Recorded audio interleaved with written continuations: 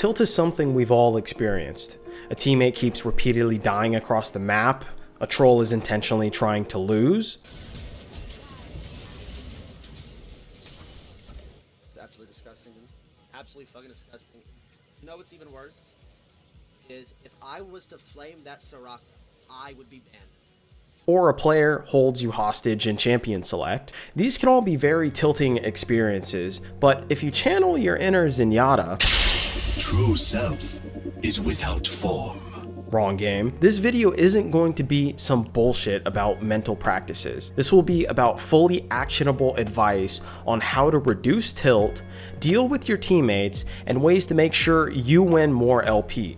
Period. I'm going to give you 5 different ideas to better help you win games, but that have real and specific actionable things you can do to achieve this. Number 1, champion select Q dodging. Look, let's cut to the chase. We've all been in that situation where someone locks in Yuumi with cleanse and says they're gonna run it down because someone didn't give up their role or they just want to see the world burn at the moment. Dodge at the 1 second mark, just before you get into the champion loadout screen. That's the best way to dodge in case someone else dodges before you. Dodging gives you a 6-minute penalty lockout so that you cannot queue ranked again for this duration.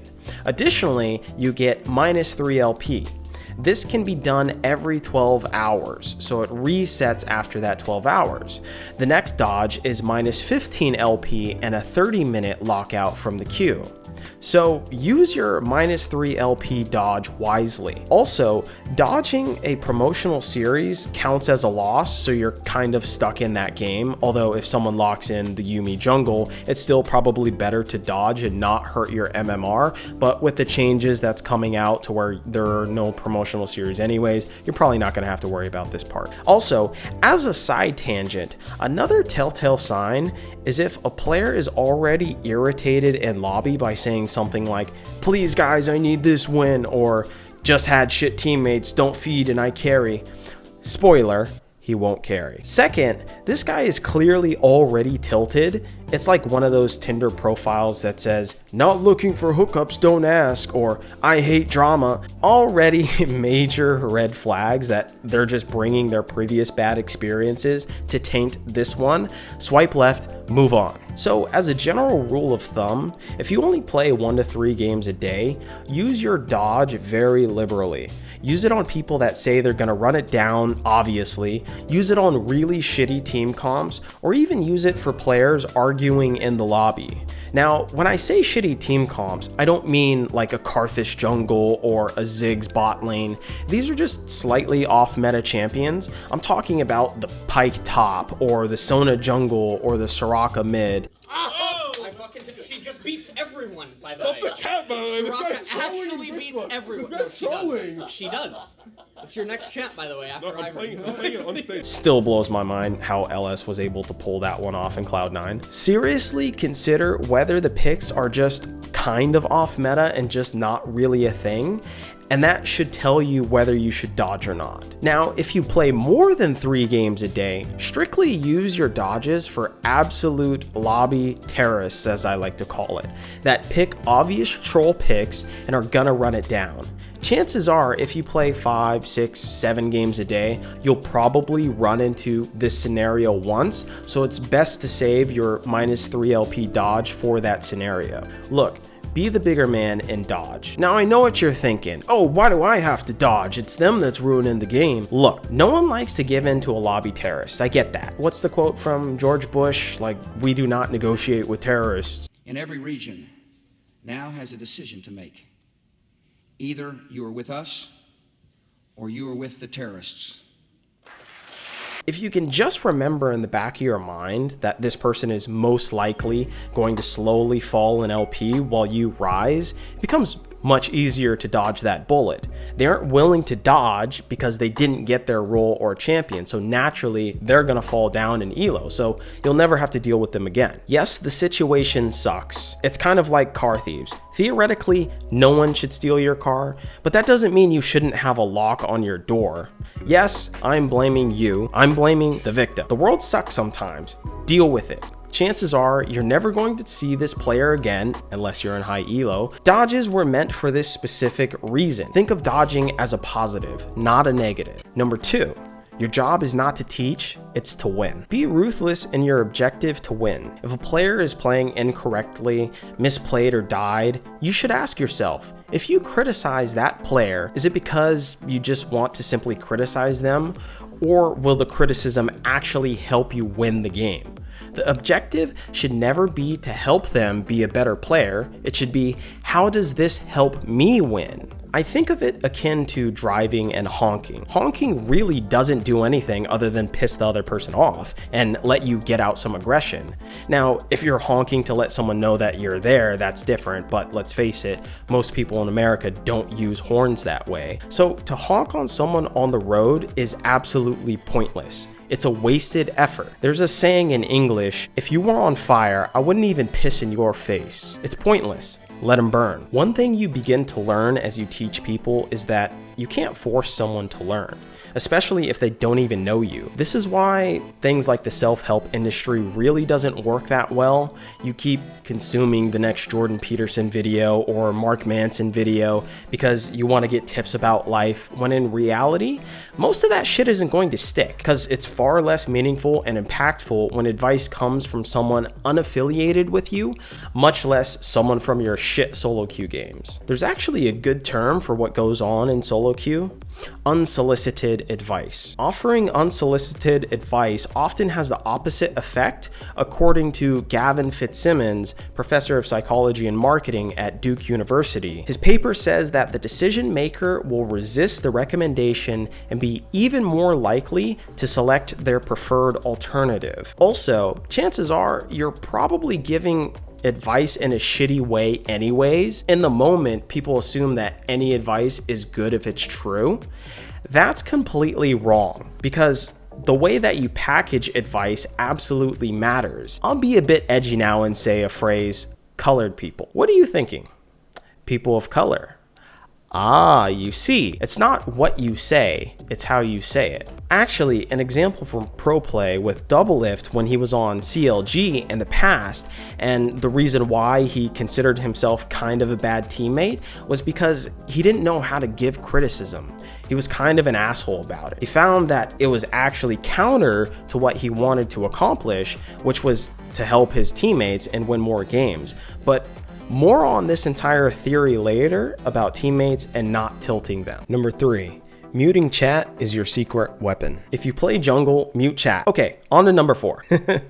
All right, JK, kind of. Everyone has heard of the advice to mute chat. I actually disagree here. If you can tolerate comments that might potentially be negative or bad in nature, and you understand the game to a fair degree, I suggest you don't have to mute chat permanently. This is especially true for Smurfs. Having the ability to chat and get your team on track is a great way to pick up some extra wins. Refocusing players on key targets on upcoming fights, saying things like, we need to focus the ADC, he's mega fed, let's use our CC on him and we win the next team fight. Things like that can really help you win extra games. It might sound obvious as shit to say things like that, but in reality, you're 5 individual players with your own ideas. And even pro players sometimes aren't on the same page.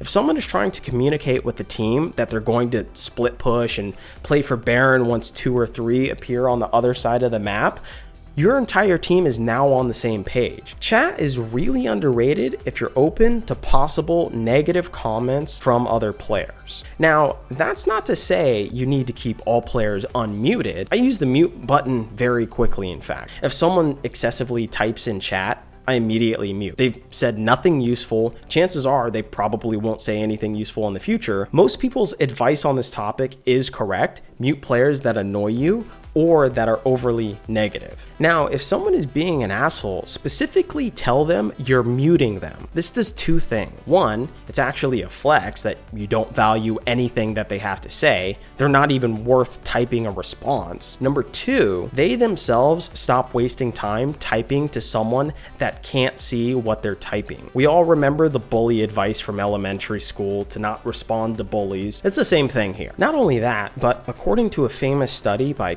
Kristiina Salmivali of the University of Turku, Finland in 1996, 27% of children that witness bullying either reinforce or assist in the bullying.